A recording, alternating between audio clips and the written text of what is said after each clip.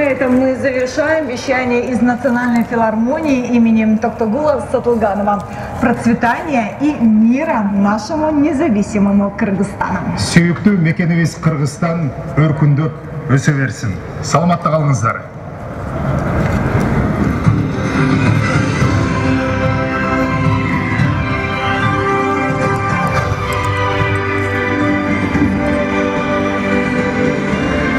Урматтуу калай калк, эл журт уруктуган официалдуу түрдө Садыр Жапаровдун президенттигин ишке расмий түрдө кириши менен барыңыздарды куттуктайбыз. Шайлоого чейин убакта барыңыздар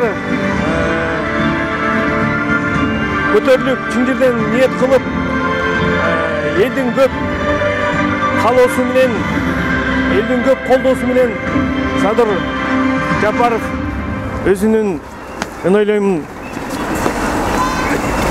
үдөгөн максатына жетти. Эми муну менен иш эми башталат болуш керек.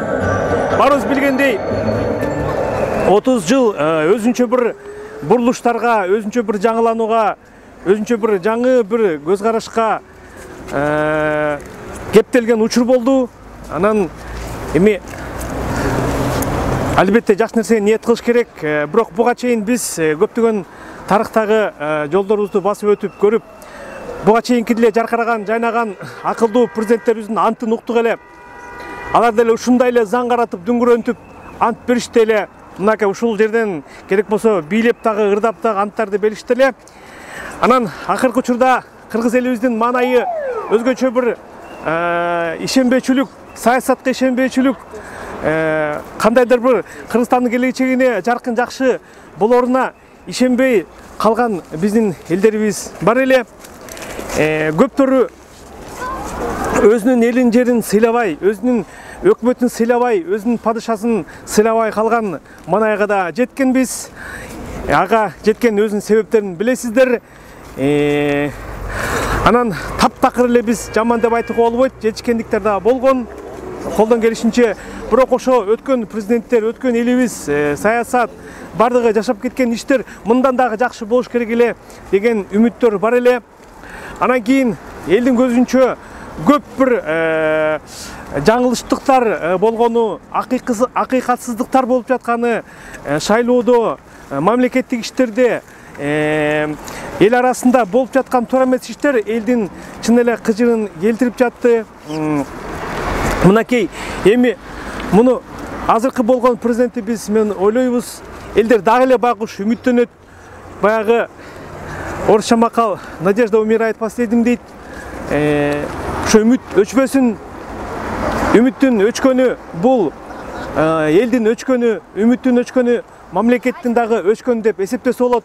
Ошондуктан дагы биз бир жакшы ойлонуп, кайрадан кыргыз элинин үмүтү жанып, кыргыз элини ушунчалык улуу экенин билебиз тарыхта. Ошо кыргыз элинин аброю дагы көтөрүлүп, кыргыз элинин мамлекеттүүлүгүн, анын экономикалык жан дүйнө байлыктарын дагы көтөрөн деген Садыр Жапаровдун өзүнүн программасында бар экен. Анан бул бир гана кишиден албетте талап кылынбайт. Булардын ою ошол мамлекеттик деңгээлде иш алып барат. Анан урматтуу элим жерим, баягы барыбыз бул мамлекеттин өнүгүүсүндө, элдин өнүгүүсүндө эл бардыгы кошо иштеш керек. Өткөнкү бир жаңылыктарда мен айта кеттим эле, мамлекеттин өнүгүшү үчүн керек болсо итибиз, коюбуз, атыбыз, уюбуз, чымчыктарыбыз, бүркүттөрүбүз бардыгы иштеш керек. Бүт бардыгы иштеш керек. Ошол бүркүттөрүбүз жакшы бүркүт болуш керек, аттарыбыз жакшы ат болуш керек, эшектерибиз жакшы эшек болуш керек, койлорубуз жакшы кой болуш керек.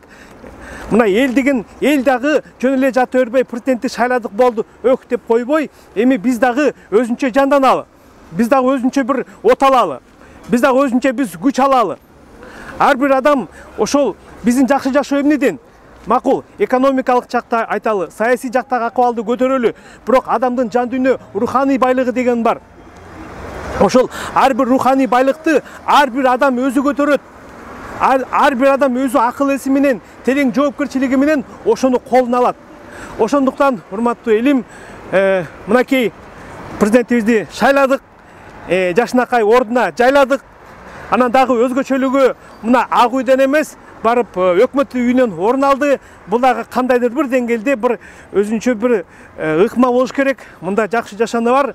Жанагы президенттик выборго баягы коштоо убагында ошо өкмөт үйүнөн Садыр Жапаров Бишкек эли менен жолукту эле, кыргыз эли менен жолукканда ошол жерде эми тушунда Владимир Ильич Ленин убагында атабыз дечи элек эстелиги турат. Мен айттым эле, кимди көрсөтүп турат бул Владимир Ильич Ленин деп айттым. Ошо Садыр Жапаровду көрсөтүп турат окшойт деп ойлодум эле. Ошол жакта иштеп отура турган болду. Эми урматтуу меймандар, келгиле, барыбыз. Ар бир адам бул жоопкерчилик. Мына Чыңгыз атабыздын эстелиги айткандай, адам кыйын адам болуш дейт. Ошондуктан кээде адам үчүн керек болсо эң эле чоң кызмат бул адам болуу экен да. Сенин мансабың, бийлигиң, байлыгың деле көп сага аброй бербеши мүмкүн экен. Адам сен чыныгы улуу адам болгондо, терең ойлуу, улуу ойлуу, асыл ойлуу адам болуп, дүйнөгө кең карап, дүйнөгө тең карап, жеренени сыйлап, ааламды сыйлап, күнгө сыйлап, жаратканга ыраазы болуп, бир сенин адамдык, ыйыктык, улуу оюңду өйдө көтөрүп жашаганда гана биз ушул чыныгы адам боло алабыз. Башка өзүн дагы, башканы дагы күйүп, сүйө элген адам мына ошол адам боло алат. Ошондуктан биздин өнүгүү, өсүү, кечиресиз процесстери эч качан токтобойт. Ошондуктан чыныгы бийик деңгээлдеги адам болуш кыйын экен. Ага мен ойлойм ар бир элдин жоопкерчилиги бар. Ошондуктан урматтуу элим, Кыргызстандын ушу кээде сөз болуп калат да, Кыргызстанды кантип улуулатабыз, кантип биз өйдө көтөрөбүз деп. Эми биз технология жагынан артта калып жатабыз, кээ бир саясат жагынан, экономика жагынан дагы. Бирок кыргызды өйдө көтөрө турган бир нерсе бар. Анын жан дүйнөсүнүн өзгөчөлүгү, анын аруулугу, анын манасы, улуу алыптарыбыз, улуу калктарыбыз, улуу акылмандарыбыз. Ошондуктан эгерде биз ар бир эл, ар бир адам өзүнүн адамдыгын, кыргыздыгын, аруулугун, бийиктигин ойготуп, ушунчалык сезсе, ушунчалык кыргыз эли бир эч бир кылмышы жок, эч бир жамандыгы жок, эч бир калпы жок, эч бир кара өзгөлүгү жок, эч бир каралыгы жок, ак эл болуп өсө берсе, мына дүйнөгө биз ошондой дүңгүрөйбүз.